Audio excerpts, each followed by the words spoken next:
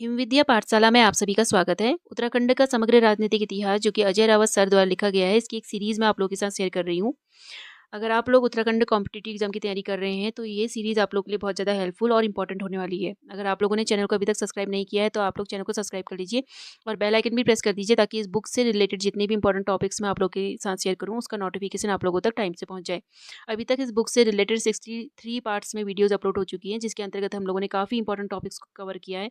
जैसे उत्तराखंड एक सामान्य परिचय हम लोग कवर कर चुके हैं इस बुक के अकॉर्डिंग, और कुमाऊँ में चंद्र राजवंश, गढ़वाल में परमार वंश और गोरखा शासन तक हम लोग पूरा कंप्लीट कर चुके हैं। तो आप लोग, अगर आप लोगों ने वो वीडियोज़ नहीं देखी हैं, तो आप लोग हिम विद्या पाठशाला में विजिट करेंगे। वहाँ पे को आप लोगों को एक प्लेलिस्ट मिलेगी, जिसका नाम है उत्तराखंड का समग्र राजनीतिक इतिहास। तो वहाँ पे कुछ सारे टॉपिक्स हैं, तो आप लोग अपने एग्जाम के पर्पज़ से वहाँ से इन चारों टॉपिक्स को अभी कवर कर सकते हो, ठीक है। तो इस वक्त हमारा चल रहा है ब्रिटिश प्रशासनिक व्यवस्था हमारा इस वक्त चल रहा है, और जिसके हम लोगों ने इसके भी काफ़ी हम लोग टॉपिक कवर कर चुके हैं। तो लास्ट जो टॉपिक आया था इसका, तो भूमि व्यवस्था से संबंधित आया था कि गोरखाओं के समय में जो भूमि व्यवस्था थी, उसको उसमें कितना उन लोगों ने सुधार किया, और क्या नीतियाँ और क्या व्यवस्थाएं लेकर वो लोग आए, ब्रिटिश जब अंग्रेज यहाँ पर को आए 1815 में।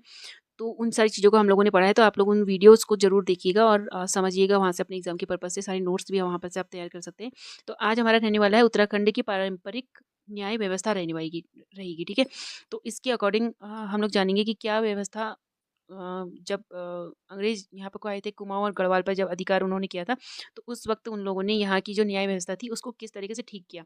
गोरखाओं के समय में क्या न्याय व्यवस्था थी, और उसको उसमें क्या-क्या बदलाव उन लोगों ने किए, और अपनी क्या व्यवस्था उन लोगों ने रखी, तो उन चीज़ों को हम लोग इसमें जानेंगे, ठीक है।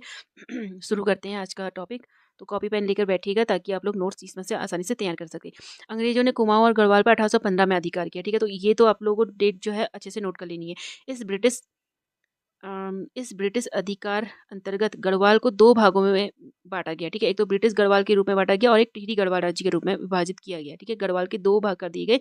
एक तो ब्रिटिश गढ़वाल के रूप में जाना जाता था, एक टिहरी गढ़वाल के रूप में जाना जाता था। अब टिहरी गढ़वाल में शासन कौन करता था?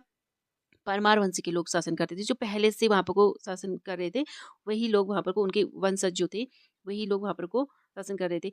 तो जो टिहरी गढ़वाल के जो संयुक्त जो टिहरी गढ़वाल था उस वक़्त, मतलब 1815 से पहले, जो यानी कि गोरखाओं के आने से पहले जो संयुक्त गढ़वाल था, उसका जो अंतिम जो शासक था, वो कौन था? प्रद्युमन शाह था, ठीक है। प्रद्युमन शाह के बाद फिर गोरखा आए, और खुड़बुड़ा का जो युद्ध हुआ था, उसमें प्रद्युमन शाह युद्ध में हार गए थे, वो वीरगति को प्राप्त हो गए थे उस वक़्त। और उसके बाद पूरे गढ़वाल में और कुमाऊँ में क्या हुआ था? पूरी तरीके से गोरखाओं का शासन हो गया था। फिर 1815 में फिर अंग्रेज आए, अंग्रेज़ों का शासन हो गया कुमाऊँ और गढ़वाल पे। और जो संधि हुई, इसमें सिंगौली की संधि हुई थी गोरखाओं के बीच में और अंग्रेज़ों के बीच में, उसमें जो शर्तें थी, उसके अकॉर्डिंग टिहरी गढ़वाल का निर्माण किया गया, ठीक है। तो वहाँ पे को अब कौन शासन करेगा? वही परमार वंशी के लोग शासन करेंगे, जो पहले से गोरखाओं के पहले से वहाँ पे को शासन कर रहे थे, ठीक है। अलकनंदा नदी के पश्चिमी हिस्से का गढ़वाल का हिस्सा मूल रूप से पूर्व से राज्य कर रहे परमार राजाओं को दिया गया, ठीक है। इस मूल शासकों ने टिहरी को अपनी राजधानी बनाया। भागीरथी और बिलंगना नदी के संगम पर यह स्थित है, ठीक है। अलकनंदा नदी के पूर्व की भूमि पर अंग्रेजों ने अधिकार जमाया, जो ब्रिटिश गढ़वाल कहलाया, ठीक है। यह कुमाऊं कमिश्नरी का से संबंध था, यानी कि पहले पूरी जो थी वो कुमाऊं कमिश्नरी के नाम से जानी जाती थी। आगे बढ़ते हैं, आगे क्या लिखा है कि अंग्रेजों ने जब इस भूभाग पर शासन किया, तो कुमाऊं व गढ़वाल के भौगोलिक राजनीतिक महत्व को ध्यान में रखा, यानी कि यहाँ पर की जो परिस्थितियाँ थी, स्थितियाँ थी, स्थानीय लोग थे, उन लोगों को ध्यान में रखकर यहाँ की सारी राजनीतिक व्यवस्था को का निर्माण किया गया। यानी कि ये एक दुर्गम क्षेत्र है, पहाड़ी क्षेत्र है। यहाँ के लोगों ने इससे पहले जो गोरखा लोगों के अत्याचारों को जो सहा है, और जो यहाँ पर के सीधे साधे लोग हैं, तो इन चीज़ों को देखते हुए यहाँ पर को सारी व्यवस्थाएं की गई थी। इस क्षेत्र के द्वारा अंग्रेजों ने उत्तर पश्चिमी सीमा पर लगे अति महत्वपूर्ण भूभाग पर अधिकार प्राप्त किया। इस प्रकार कुमाऊं व गढ़वाल क्षेत्र से लगे हुए पश्चिमी तिब्बत वृहत रूप से ब्रिटिश नीतियों को आकार दिया, और अंग्रेजों ने इस क्षेत्र पर इस तथ्य को ध्यान में रखते हुए शासन किया कि उत्तरी क्षेत्र की इच्छा अनुसार इससे मित्र क्षेत्र के रूप में व्यवहार किया जाए, ठीक है। तो उनकी नीति यही थी कि इस क्षेत्र में अब क्या करना है, हमको एक मित्रता वाला वातावरण बनाना है, और मित्रता वाली व्यवस्था हमको रखनी है, एक व्यवहार उनके संग ऐसी मित्रता वाला रखना है, ताकि शासन करने में कोई परेशानी ना हो। प्रशासन की व्यक्तिगत पूर्वाग्रहों को ध्यान में रखते हुए कुमाऊं कमिश्नरी को नॉन रेगुलेटिंग प्रोविंसेस, अर्थात गैर विनियमित राज्य घोषित कर। गैर विनियमित राज्य यानी कि इसमें क्या होगा? जो नियम कानून पूरे भारत में चल रहे हैं, यानी कि पूरे भारत के लिए बनाए गए हैं, उनसे अलग, क्योंकि उनकी जो व्यवस्थाएँ थी, पूरे भारत के लिए जो व्यवस्थाएँ उन्होंने बनाई थी, जो न्यायिक जो व्यवस्थाएँ थी, वो बहुत जटिल थी, कठिन थी। तो जो जितने भी भारत के जितने भी दुर्गम क्षेत्र थे, संवेदनशील जो क्षेत्र थे, भौगोलिक परिस्थितियाँ जिनकी बहुत ज़्यादा अच्छी नहीं थी, तो उन क्षेत्रों में को गैर विनियमित राज्य घोषित कर दिया गया था। चाहे वो असम वाला क्षेत्र हो, चाहे वो आपका छोटा नागपुर वाला क्षेत्र हो, और जितने भी पहाड़ी वाले क्षेत्र हैं, और उसमें कुमाऊँ भी आता है, तो कुमाऊँ कमिश्नरी यानी कि कुमाऊँ वाला जो क्षेत्र आता है, तो उसको भी गैर विनियमित बना दिया गया। क्यों? क्योंकि यहाँ भौगोलिक स्थितियाँ थी, वो बहुत संवेदनशील थी, दुर्गम क्षेत्र था ये। तो इसलिए इसको गैर विनियमित राज्य घोषित कर दिया गया, जो गवर्नर जनरल की परिषद के अधिशासी आदेशानुसार शासित होता था। यानी कि गवर्नर जनरल, यानी कि भारत का जो गवर्नर जनरल था उस समय, भारत के गवर्नर जनरल से क्या तात्पर्य है? यानी कि ब्रिटिश भारत का सर्वोच्च प्रशासनिक, राजनीतिक और कार्यकारी प्रमुख होता है कौन? Governor general. तो उस वक़्त जब 1815 में कुमाऊँ पर और गढ़वाल पर उन्होंने अपनी विजय प्राप्ति की थी, तो उस वक़्त कौन था यहाँ पर का गवर्नर जनरल? लॉर्ड हेस्टिंग्स थे। उनके समय पर ही आंग्ल नेपाल युद्ध हुआ था, ठीक है? तो उनके द्वारा ही, उनके अधिशासी आदेशानुसार ही क्या हुआ था, इन क्षेत्रों को गैर विनियमित राज्य घोषित किया गया था। प्रशासन का मुख्य तत्व, आगे बढ़ते हैं, क्या लिखा है कि प्रशासन का मुख्य तत्व इसकी सादगी थी। सारे अधिकारी, चाहे वो अधिशासी हो, राजस्व तथा न्यायिक अंगों से जुड़े थे, सभी जिला प्रमुख के अधीन थे, जिसे प्रारंभ में सीनियर असिस्टेंट कमिश्नर और बाद में डिप्टी कमिश्नर उपायुक्त कहा जाता था। वह सीधे तौर पर डिवीजनल कमिश्नर यानी प्रभागीय आयुक्त के नियंत्रणाधीन था। ठीक है। अंग्रेजी अंग्रेजी शासन ने इस क्षेत्र को लोगों को आधुनिक संसार की ओर अनावृत किया, जिस क्षेत्र में उन्होंने 1815 में अधिकृत किया था। ठीक है। यहाँ के निवासी गोरखा शासकों के अत्याचारी शासन से त्रस्त थे। ठीक है। कुमाऊं और गढ़वाल की बात हो रही है कि गोरखाओं ने उन पर इतने अत्याचार किए थे, उससे बहुत ज़्यादा परेशान और दुखी हो गए थे। यहाँ तक कि उनके अत्याचारों से लोग यहाँ से पलायन करके दूसरी जगह बस रहे थे। ठीक है। अब राहत महसूस कर रहे थे। अब अंग्रेजों के आने से उनको बहुत अच्छा लग रहा था, कि वो बहुत खुश थे इस बात से कि गोरखा यहाँ से चले गए और अंग्रेज आ गए हैं।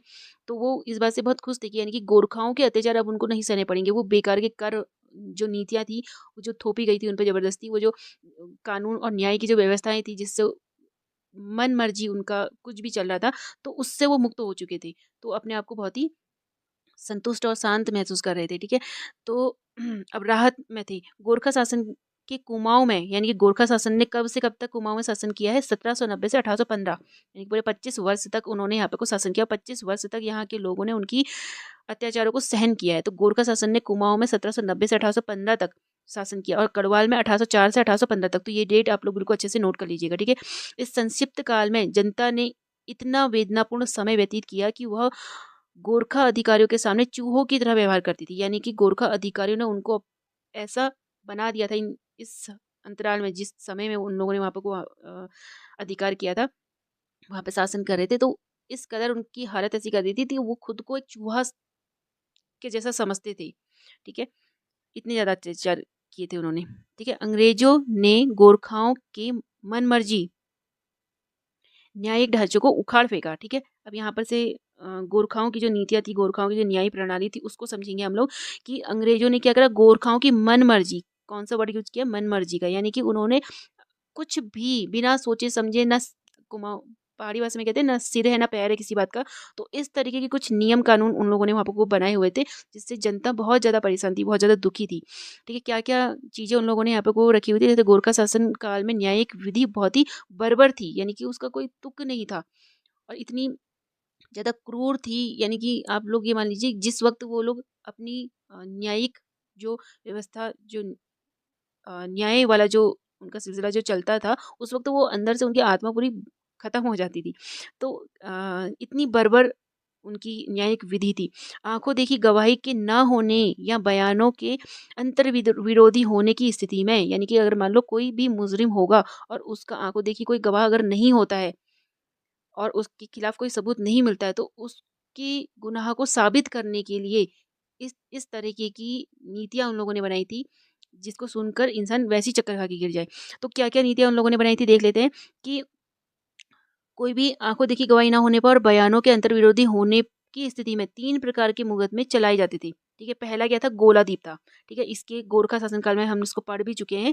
तो ये किस लिए बताया जा रहा है कि अंग्रेजों ने इन नीतियों को जड़ से साफ कर दिया। ठीक है, तो इससे जनता भी बहुत परेशान थी। तो गोलादीप, गोलादीप में क्या होता था कि अभियुक्त यानी कि जिस पे इल्ज़ाम लगाया गया है उसको अपने हाथों में, क्योंकि उसके खिलाफ कोई भी सबूत नहीं मिल पा रहा ना, अब उसके जो उसके ऊपर इल्ज़ाम लगाया गया है उसको साबित करने के लिए या फिर उसको निर्दोष है या फिर वो मुज़रिम है उसको साबित करने के लिए ये इस तरह की बेतुकी उन लोगों ने एक नीति अपनाई जो था गोलादीप। उसमें क्या करना पड़ता था कि अभियुक्त को अपने हाथों में एक लोहे की सरिया लाल जलती हुई लोहे की सरिया निश्चित दूरी तक ले जानी होती थी। अब जनरल सी बात है, अगर हम ही किसी चीज़ को अगर हम पकड़ लेंगे, गरम चीज़ को, खौलती हुई चीज़ को या जलती हुई चीज़ को, तो हमारा हाथ तो ऑब्वियसली जलेगा ही जलेगा। तो ये उनकी ज़बरदस्ती वाली नीतियाँ थी कि किसी को दोषी ठहराया जाए। तो हाथ में जलती हुई सरिया को लेकर एक निश्चित दूरी तक जाना होता था और अगर वो हाथ जल गया, द्वितीय प्रकार के अभियुक्त का हाथ खौलते तेल में डुबोया जाता था, जिसे कढ़ाई दीप कहा जाता था। अगर उसका हाथ जल गया, इन दोनों स्थितियों में अगर उसका हाथ जल गया या चाहे वो सरिया लेके जा रहा हो, चाहे वो कढ़ाई में खौलते तेल में उसने हाथ डुबोया, अगर उसका हाथ जल गया तो फिर वो क्या हो, वो पूर्ण रूप से दोषी मान लिया जाएगा। और उसका हाथ अगर नहीं जलेगा, ये उनका कहना था गोरखाओं का कि अगर तुम्हारा हाथ नहीं जलेगा तो तुम निर्दोष होगे, अगर जल गया तो तुम दोषी होगे, तो वो तो दोषी होना ही होना था। इसी प्रकार की एक कढ़ाई दीप थी जिसमें खौलते तेल में हाथ डुबो दिया जाता था। दोनों मामलों में यदि अभियुक्त के हाथ नहीं जलता तो निर्दोष मान लिया जाएगा और अ, जल जाएगा तो दोषी मान लिया जाएगा। तीसरे प्रकार को तराजू का दीप कहा जाता था। अब इसमें भी एक इन लोगों की एक नीति थी कि इस प्रकार में व्यक्ति को पत्थरों से 2 बार तोला जाता था। एक में वृद्धि पाई जाती थी तो उसे निर्दोष और अन्यथा उस दूसरी स्थिति में उसको दोषी मान लिया जाता था। ठीक है? एक तो पहले उसको तोला जाएगा तराजू में रखकर, उस वक़्त का वज़न नोट कर लिया जाएगा, उसके बाद उसको रात भर उसको भूखा रखा जाएगा, ठीक है? भूखा रखने के बाद सुबह के टाइम पे उसको दोबारा तोला जाएगा। अगर पहले दिन के अकॉर्डिंग उसका दूसरे दिन वज़न कम है तो वो दोषी माना जाएगा। रात भर कुछ कुछ खाएगा पिएगा नहीं तो ऐसे ही उसका वज़न कम हो जाएगा ना। तो इस प्रकार में व्यक्ति को पत्थरों से 2 बार तोला जाता था और वृद्धि पाई जाती थी तो वो उसे निर्दोष तथा अन्यथा उस इस स्थिति में उसे दोषी मान लिया जाता था। विवादों के मामले में सम्मिलित पक्षों के नाम पर कागज़ के टुकड़ों में विवादों के मामलों में सम्मिलित पक्षों के नाम कागज के टुकड़ों में लिख लिए जाते थे और उन्हें एक मंदिर की मूर्ति के समक्ष रख दिया जाता था। फिर पुजारी क्या करता था, एक कागज को उठाता था और पर्ची पर जिसका नाम अंकित होता था वह केस जीत जाता था। ठीक है, अब ये तो कोई बात हुई नहीं ना, इसका ना सिर है ना पैर है। कभी कभी पक्षों को समान मात्रा में विष दिया जाता था। ठीक है, और जीवित व्यक्ति को निर्दोष मान लिया जाता था। कभी-कभी गोरखा सरकार द्वारा न्यायाधीश कार्यालय को अधिकतम बोली लगाने वाले के हाथों बेच दिया जाता था और स्वाभाविक रूप से इस प्रकार न्याय का खून होता था। ठीक है, तो इस तरीके की बेतुकी जो नीतियाँ थी उनको जड़ से हटा दिया था ब्रिटिशर्स ने, जब वो यहाँ पर को आए थे। ब्रिटिश शासन कानून एवं गढ़वाल के लोगों के लिए न्याय के केंद्रीकृत न्यायालयों का लाभ तथा एक शक्तिशाली केंद्रीय शक्ति लेकर आया। ठीक है, जो भी अभी तक तो कुमाऊँ की में जो भी जनता थी, गढ़वाल में जो भी जनता थी, वो गोरखाओं की नीतियों को देख रही थी और उसी तरीके की स्थिति उनकी हो गई थी। लेकिन जब से ब्रिटिश लोग आए थे तो उन्होंने उनके लिए एक न्याय की अच्छी-सी व्यवस्था की थी। न्यायालयों का लाभ उनको दिया गया था, जिससे उनको काफ़ी फ़ायदा हुआ था। कि जिसके पास इच्छा शक्ति थी और न्यायालयों के निर्णयों को लागू करने के साधन थी। दीवानी यानी कि ज़मीन जायदाद से संबंधित जो मामले थे, अंग्रेज़ों ने स्थानीय परंपराओं से छेड़छाड़ नहीं की और इस प्रकार के स्मरणीय प्रभाव पर इस प्रक्रिया का स्मरणीय प्रभाव पड़ा जिसको न्यायाधीशों ने सुरक्षित रखा और उसको पारंपरिक रूप दिया। ब्रिटिश राज्य की प्रारंभिक अवधि में न्यायाधीश का व्यक्तित्व उस स्थान के कानून को प्रभावित कर सकता था। कानून और प्राचीन उद्धरणों के युग में व्यक्तिगत समीकरण अल्प प्रभाव रखते थे, लेकिन जहाँ विधि लोगों की परंपरा में हो तब जज को प्राप्त तथ्यों व सबूतों की उपस्थिति ही कानूनी व प्राचीन उद्धरणों की स्वच्छता बनाए रखते थे। ठीक है, यानी कि निष्पक्ष तरीके का कानून व्यवस्था वो लेकर आए थे। यानी कि जिसके खिलाफ जो भी सबूत होंगे, सबूतों के आधार पर, यानी कि ऐसा नहीं है कि वहाँ के जो पारंपरिक जो उनके जैसे गोरखाओं के समय में जो नीतियाँ चल रही थी, उसके आधार पर या फिर अ, जो उनकी स्थानीय जो नीतियाँ थी, उसके आधार पर उन्होंने एक डिसीजन ले लिया हो, ऐसा नहीं था। जबकि सारे सबूत और जो भी चीज़ें थी, वो अगर प्राप्त होती थी तो उसी के आधार पर उन लोगों ने क्या करा था, पूरी व्यवस्था को, न्याय व्यवस्था को बहुत स्वच्छता और सफाई से, बहुत अच्छे से उसको बनाया हुआ था।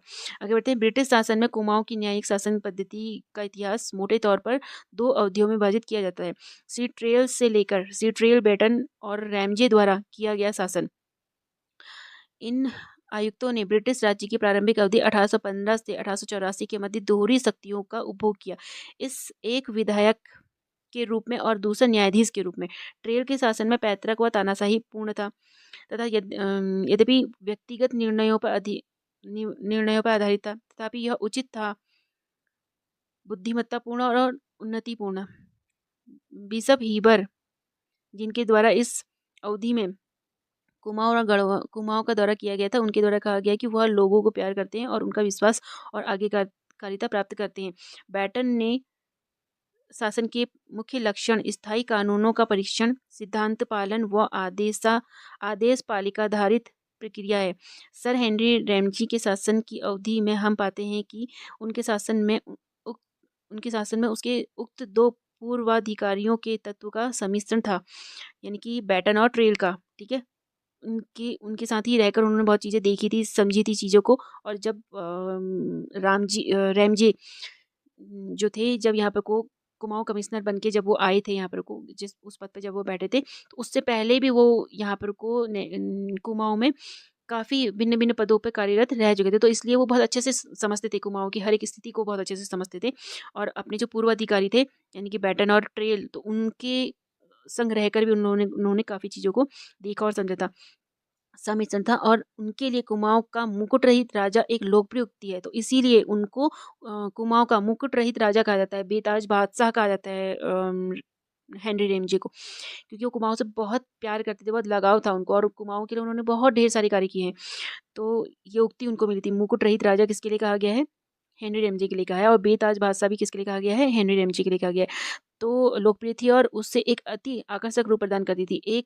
इन शासकों द्वारा सभी मामले पारंपरिक लोक कानूनों के अनुसार निर्णित किए गए थे। तो इन तीनों लोगों ने मिलकर यहाँ की जो कानून व्यवस्था थी, न्यायिक प्रणाली थी, उसको काफ़ी एक अलग लेवल पे ले गए थे। ठीक है, आगे बढ़ते हैं। द्वितीय अवधि प्रारंभ होती है जब मैदानी क्षेत्रों में कार्यरत रहे अधिकारी राजस्व व न्यायिक कार्य का अनुभव लेकर आए, जो कार्य ब्राह्मणीकृत हिंदू विधि पर आधारित थे।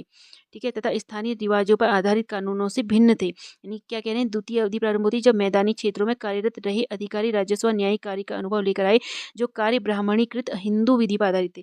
ब्राह्मणीकृत हिंदू विधि से क्या तात्पर्य हुआ कि यानी कि उस कानूनी या प्रशासनिक व्यवस्था से है, यानी कि इसका मतलब जिससे ब्रिटिश काल में के दौरान प्राचीन हिंदू धर्म ग्रंथों, जैसे स्मृतियाँ हो गई, धर्मशास्त्र हो गई, मिताक्षरा, और एक और होता है दया भाव करके एक और होता है। तो ये कुछ हिंदू धर्म ग्रंथ थे उस टाइम के न्याय के। ठीक है, तथा ब्राह्मण विद्वानों की व्याख्या के आधार पर तैयार किया गया था ये। ठीक है, और ब्रिटिश अदालतों में इसको लागू किया गया था। ठीक है, मिताक्षरा क्या होता है उसको हम अभी आगे हम समझेंगे। भिन्न थे। सर पन्नालाल ने स्वयं इंगित किया कि अधिकारीगण जो कि दीर्घावधि से इन पहाड़ियों के साथ रहे, तथा वे जो नवांगतुक अधिकारी जो कि मैदानी क्षेत्रों से आए के दृष्टिकोण में व्यापक भिन्नता थी। ठीक है, जो पहाड़ी क्षेत्र में रह रहे थे उनके हिसाब से जो मैदानी क्षेत्रों से आए थे, तो उनके दृष्टिकोण में क्या थी? भिन्नता पाई गई थी। उक्त में से प्रथम प्रकार के अधिकारी विस्तृत रूप से स्थापित तथ्यों को पसंद करते थे, जबकि द्वितीय प्रकार के अधिकारी प्रत्येक छोटे छोटे मामलों में भी विस्तृत प्रमाणों पर निर्भर रहते थे, जो मिताक्षरा से भिन्न हो। यह तथ्य विशेष रूप से विवाह विवादों और उत्तराधिकारी के मामलों में दृष्टव्य होता है। यानी कि मिताक्षरा किससे संबंधित है? ये एक कानूनी ग्रंथ है, प्राचीन भारत का एक अत्यंत महत्वपूर्ण प्रारंभिक ग्रंथ है मिताक्षरा, और हिंदू विधि का एक प्रमुख सिद्धांत है, जो मुख्य रूप से संपत्ति, उत्तराधिकारी और पारिवारिक अधिकारों को नियंत्रित करता है। ठीक है, इसके अंतर्गत ऐसी कुछ चीज़ें दी गई हैं, यानी कि दीवानी जो मामले हैं उनको सुलझाने के लिए इसका प्रयोग किया जाता है। ठीक है, मिताक्षरा और दया भाव दोनों ही कानून व्यवस्थाएं को सर्वोपरि माना जाता था उस समय न्यायिक व्यवस्था में। तो मिताक्षरा की जो विशेषता है वो क्या है कि इसके तहत किसी भी पुत्र को क्या होता था कि कोई भी जैसे पुत्र है उसने जन्म लिया, तो वह पैदाइशी यानी कि जन्म लेते ही वह क्या करेगा? संपत्ति का, अपने पिता की संपत्ति का सह दावेदार बन जाएगा। ठीक है, यानी कि कहने का मतलब यह है कि किसी भी पुत्र को उसकी पैतृक संपत्ति में अधिकार जन्म के साथ ही मिल जाती थी। ठीक है, अभी तो ये प्रक्रिया नहीं है। खैर तो उस वक्त ये होता था जब कौन सी ब्राह्मणीकृत हिंदू विधि जब आधारित थे। ठीक है, तो ब्रिटिशर्स ने भी उसी को महत्व दिया था यहाँ पे को। अधिकांश व्यक्तियों ने मिताक्षरा के विषय में नहीं सुना था तथा कभी इसके द्वारा निर्देशित भी नहीं हुए थे। फिर भी इसे कड़ाई से उसके ऊपर लागू किया गया। कानूनी अधिवक्ताओं ने भी इस स्थिति को मजबूत किया और हिंदू विधि को लागू किया जाए, और वे जब भी अपने मुवक्किलों के केस लड़े तो स्थानीय रीतियों को कोई सम्मान ना दिया जाए। यानी कि स्थानीय रीतियों के हिसाब से अगर कोई कानून चलाने की कोशिश करेगा तो उसको बढ़ावा ना देकर इसी को, यानी मिताक्षरा हो गया और दया भाव वाला जो है कानून की जो ग्रंथ हैं उनको महत्व दिया जाए, तो ब्रिटिशर्स ने उसको लागू किया था। ठीक है, नागरिक प्रशासन। गोरखाओं के निष्कासन के पश्चात 1815 में गार्डनर को कुमाऊं आयुक्त के रूप में नियुक्त किया, यानी कि कुमाऊं आयुक्त यानी कि कुमाऊं कमिश्नर के रूप में यहाँ पर को नियुक्त किया गया था। किसको? गार्डनर को। ठीक है, उनकी राजनीतिक प्रतिबद्धताओं ने उसे विवश किया कि नेपाल पर चढ़ाई की जाए और सामान्य प्रशासन को अपने सहायक ट्रेल को सौंप दिया जाए। ठीक है, उन उसने गार्डनर के सहायक के रूप में, यानी कि ट्रेल ने गार्डनर के सहायक के रूप में 9 माह सेवा की और गार्डनर के प्रस्थान पर कार्यवाहक आयुक्त के रूप में 13 अप्रैल 1816 में कार्य किया। पहले कुमाऊं कमिश्नर थे वो गार्डनर थे। गार्डनर ने 9 माह तक यहाँ पर कार्य किया, उसके बाद ट्रेल को सारा कार्यभार सौंप दिया।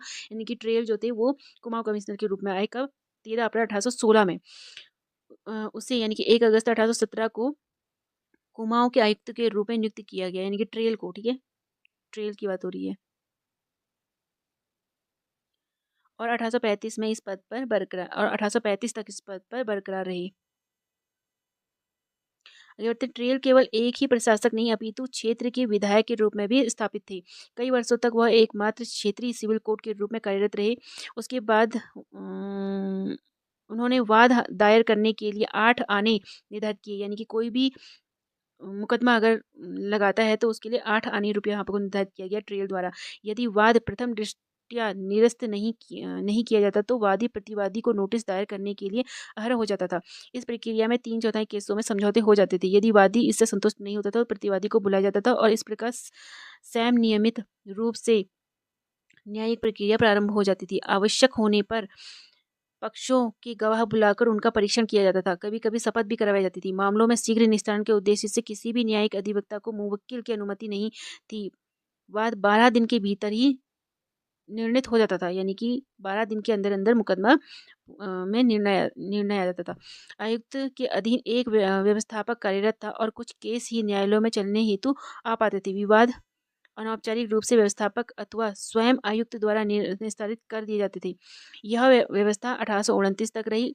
उस वर्ष कुछ परिवर्तन किए गए। कुमाऊं के लिए एक मुंसिफ तथा बाद में 7 कानूनगो जिन्हें मुंसिफ की सत्ता प्रदान की गई थी नियुक्त किए गए। मुंसिफ क्या होता है? दीवानी न्यायाधीश होता है। ठीक है, ये न्यायालय की सबसे निचली सिविल जो न्यायालय होता है उसकी सबसे निचले स्तर की एक पद होता है जिसे न्यायिक अधिकारी कहते हैं। ठीक है, यानी कि दीवानी न्यायाधीश कहा जाता है इसे।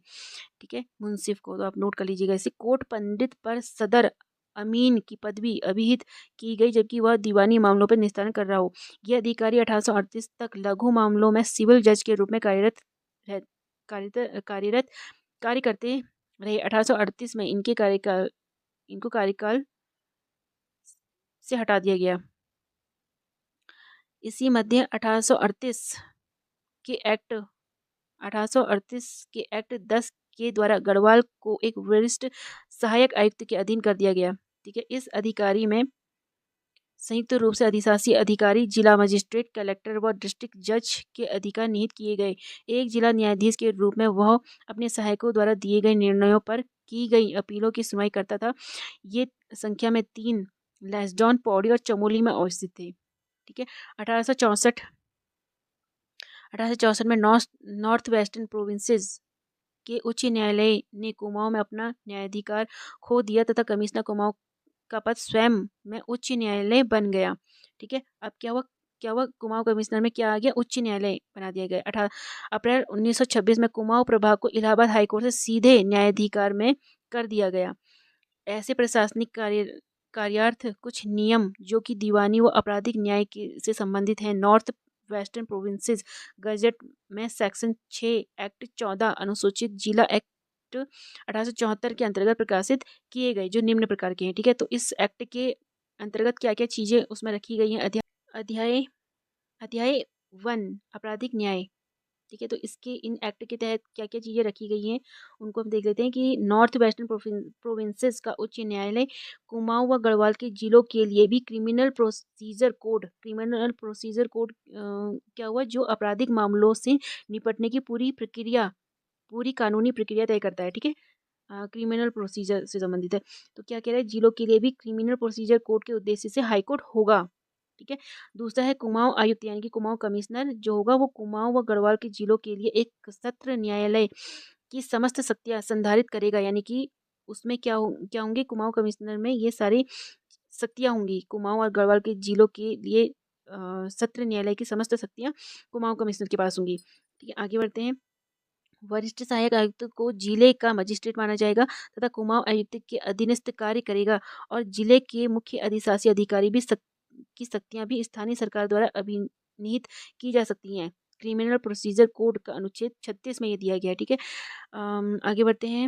आगे कहते हैं सहायक आयुक्त, कनिष्ठ सहायक आयुक्त, अतिरिक्त सहायक आयुक्त, सदर आमीन और अन्य अधीनस्थ अधिकारियों को स्थानीय सरकार द्वारा समय समय पर प्रदत्त शक्तियां प्रदान की जा सकती हैं। किन्हीं कानूनों को घोषित करने के उद्देश्य से अथवा उनका विस्तार करने हेतु कुमाऊं और गढ़वाल जिले क्रिमिनल प्रोसीजर कोड के अतिरिक्त जिन्हें नॉर्थ प्रोविंसेस के हाई कोर्ट ने घोषित किया हो यह माना जाएगा कि वे घोषणाएं व विस्तार कुमाऊं और गढ़वाल के उच्च न्यायालयों द्वारा की गई है। इस क्रम में वरिष्ठ सहायक आयुक्त के पास जिला न्यायाधीश की शक्तियां तथा कुमाऊं आयुक्त के पास उच्च न्यायालय की शक्तियां होंगी। तो आज का जो टॉपिक था वो यहीं पर तक का था हमारा। तो उम्मीद करती हूँ आप लोगों को आज का ये टॉपिक थोड़ा समझ में आया होगा। बाकी आगे को और भी डिटेल में हम लोग को इस चीज़ को समझेंगे।